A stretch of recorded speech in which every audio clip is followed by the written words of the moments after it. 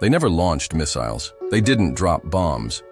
But they may have done more damage than any army ever could.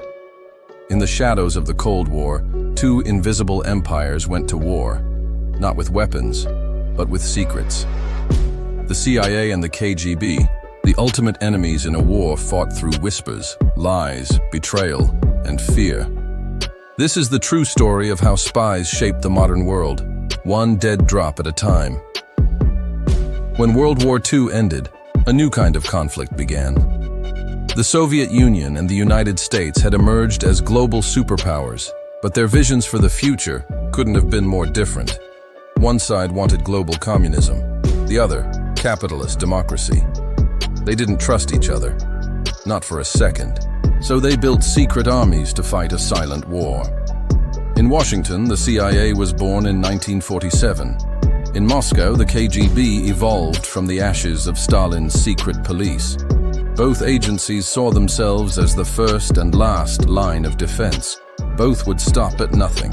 The front lines weren't trenches. They were embassies, hotel rooms, back alleys. Berlin became the first battlefield. The city was split in two, physically and ideologically. In the West, CIA agents listened, recruited, and sabotaged. In the East, the KGB tightened its grip. One of the CIA's first major operations was to build a tunnel underneath East Berlin, Operation Gold.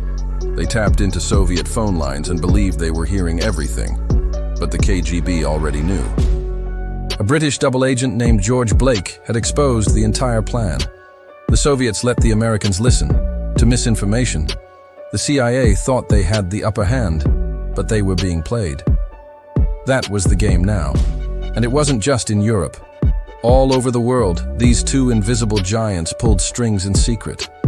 In Iran, the CIA backed a coup to remove a democratically elected leader. In Chile, the KGB funneled support to political movements. Africa, Asia, Latin America. Every uprising, every shift in power had fingerprints on it. Flags didn't change by accident. Elections didn't just fail. Behind every twist of history was a man in a suit, holding a briefcase full of lies. Spies came in all forms. Some were decorated officers, others were janitors, translators, lovers. Aldrich Ames was one of the CIA's own, and one of its worst betrayals. For nearly a decade, he sold top-secret intelligence to the KGB. Dozens of American informants inside the USSR were captured or killed. He did it for money. He did it right under their noses. But betrayal went both ways. Oleg Penkovsky, a colonel in Soviet military intelligence, passed information to the West at the height of the Cold War. His intelligence helped the US confirm the presence of nuclear missiles in Cuba. That single leak may have saved the world from annihilation. Penkovsky paid with his life, captured, tortured, executed. The cost of treason was absolute. The spy war was not just a cold chess game. It was psychological. It was brutal. Agents carried cyanide pills in case of capture. They lived double lives, families unaware. Their identities split between patriotism and paranoia. One mistake, one wrong face at the wrong time, and everything ended. Dead drops, brush passes, code names, microfilm. Espionage in the Cold War was part theater, part horror show. Disinformation became its own weapon. Entire news stories, forged documents, fake terrorist attacks, all planted to destabilize regimes or manipulate public opinion. The CIA's Operation Mockingbird placed journalists on payroll to influence narratives. The KGB's Active Measures campaign planted conspiracy theories that echoed for decades. The battlefield wasn't just foreign soil anymore. It was inside people's minds. All of this happened while the world pretended nothing was wrong. While people watched the Olympics, spies were poisoning diplomats. While astronauts raced to the moon, agents were slipping across borders with forged passports. Every handshake between nations was backed by 1,000 invisible daggers. And then, the Cold War began to thaw.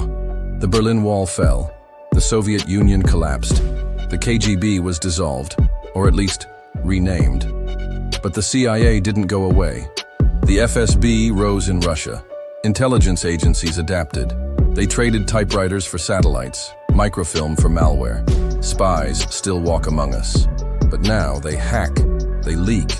They manipulate social networks and elections. The battlefield is everywhere. It never stopped.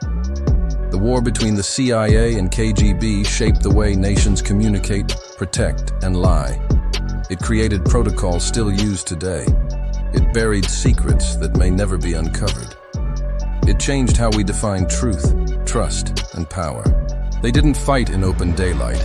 They fought in silence, in lies, in shadows. And the shadow war is far from over.